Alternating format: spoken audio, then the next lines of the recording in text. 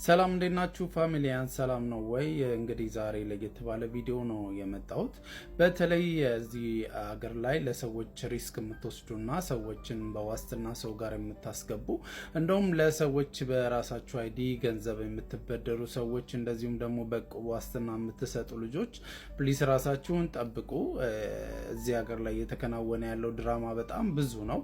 አንዳንድ ቆሻሻዎች አሉ በጣም የብዙዎችን ኢሜጅ የብዙዎችን ድካም መና የሚያስቀሩ ማለት ነው። እንግዲህ ዛሬ የማሳያችሁና የሰማሁት ነገር ምንድነው? ያው በማዳም ቤት የምትሰራ ልጅ የአንድ የኛ የቅርብ የሆነ ሰው ስራ ስታጣ ማዳም ቤት ስራ ዋስ ሆኖ ያስገባታል ማለት ነው። ከዛም እንግዲህ ያደረገችውን ነገር ተመልከቱ። እዛ ማዳም ቤት ውስጥ ለመውጣት አስባ ልጅቷ ማለት ነው የማዳሟን ወርቆች ጠቅልላ ግማሹን ባዝሊን ውስጥ ግማሹን ደግሞ ሻንጣ ውስጥ አድርጋ ልትወጣ ስትል ነው ማዳሟ እጅ ከፍንጅ ያዘቻት ማለት ነው።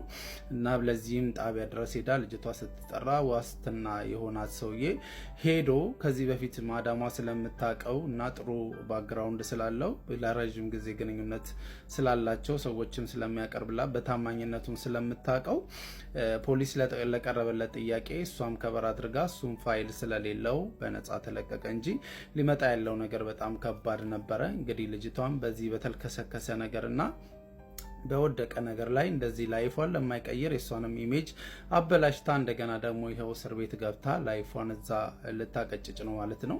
እንግዲህ ስንት ዓመት ይፈረድባታል? ምንድነው የምትሆነው? ትራቭል ባኑ እንዳለ ሆኖ ሌላ ነገሮች ደግሞ በሀገሪቱ ሕግ መሰረት ትቀጣለችና ፕሊስ ባካችሁ። እዚህ ሀገር ላይ እንግዲህ ብዙ ልጆች አንገታቸውን ደፍተው ላይፋቸውን ለመቀየር የራሳቸውን የቤተሰባቸውን ላይፍ ለማስተካከል የሚጥሩ በጣም ታማኝ የሆኑ ምስኪን ልጆች አሉና የእነሱን ኢሜጅ ባታበላሹ ጥሩ ነው። ብዙ እንደዚህ ልክስክስ እያላችሁ ከተማ ለከተማ እንደዚህ አይነት ባህሪ የተለያየ ነገር የምታሳዩ ልጆች እባካችሁ ከድርጊታችሁ ተቆጠቡ። እንደ ሀገርም ያሳፍራል እንደዚህ ሲጠራ ማለት ነው።